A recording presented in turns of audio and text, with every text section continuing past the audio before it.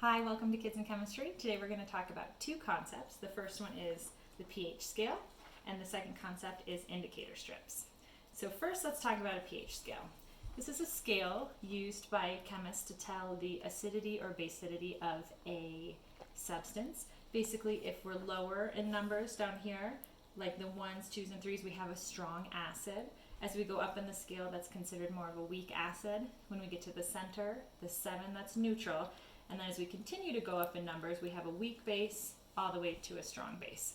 So also you can see on this scale, there's some examples of things that are strong acids. We have battery acid, citric acid, tomato juice, coffee, and then we go all the way to the other end where we're getting into some bases. We have egg whites as a weak base. I think that's supposed to be soap. Bleach is up there. So these are just some examples of acids and bases that you'll find. One of the things that we know about acids and bases is when we combine them, we have a chemical reaction. One of the most common ones that people know about is baking soda and vinegar. When we combine those together, that makes a chemical reaction. Usually people make like a baking soda and vinegar volcano that makes a chemical reaction that releases a gas. So next we want to talk about indicator strips. Today I have made some strips that we're going to dip in some of these substances, and it's going to indicate whether they are acids or bases. How I made these strips is I just took some coffee filters. Here, I took a coffee filter and I dipped it in cabbage juice and let it dry. There are two ways that you can get cabbage juice. You can actually do this experiment at home if you want. You can go to the grocery store, buy some cabbage juice and boil it, buy some cabbage and boil it to get some cabbage juice. That's going to be pretty smelly. It's probably going to upset your parents because it's going to make your house pretty stinky. The other way, though, that's simpler is you can just go online and order some red cabbage powder, which is how I made these. I had a kids chemistry kit that had some red cabbage powder. I just mixed it in water, and then I dipped these coffee filters in to make my indicator strips. The reason why this works is because cabbage and other purple and blue and red vegetables have a pigment called anthocyanin, and basically that's what makes them their dark color that's purple or blue or red. And what that does is that's an indicator. When we dip it in an acid or a base, it changes colors based on the pH of that substance. So I have my indicator strips.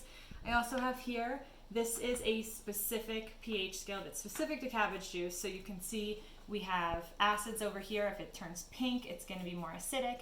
Purple is neutral, and when we get to blue and green, that means it's basic. All right, so let's start. Our first substance we have here is ammonia. So I'm going to dip a strip in here. We can see that turned very blue. So that's going to be maybe about an 8 on our pH scale. Next we have milk of magnesia.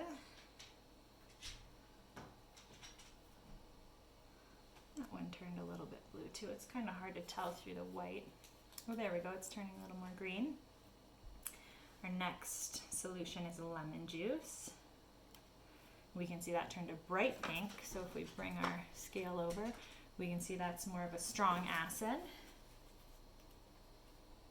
Next we have vinegar. That's also kind of pink. This is baking soda in water. It's very blue. You can see that there.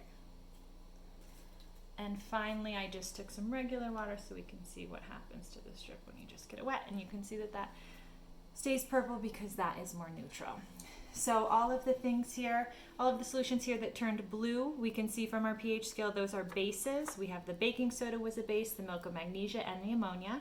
And all of the things that turned pink, like our vinegar and our lemon juice, those are more acidic because they turned pink according to our indicator strips.